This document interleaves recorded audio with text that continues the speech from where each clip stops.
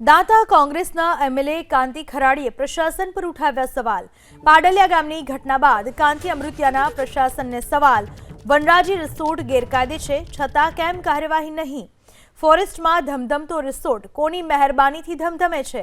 શું રિસોર્ટ અને પેટ્રોલ પંપમાં કોઈ કાયદો લાગુ નથી પડતો? સંકલનમાં અનેક વખત રજૂઆત છતાં કેમ કાર્યવાહી નહીં?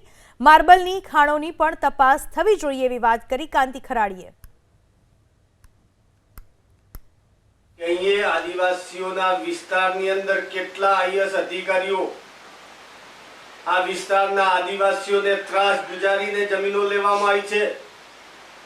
આ વિસ્તારથી વર્ષોથી રહેતા આદિવાસીઓને કેટલા મોટો માથો પોતે પણ અહીંયા જમીન લેવા માટે બેઠા છે ને મને એ ખબર છે કે ગુજરાત સરકારના મોટા માથાઓને કઈ કઈ જમીન ઉપર નજર ફાટેલી છે ને એ સ્થાનિક ધારાસભ્ય તરીકે મને ખબર છે।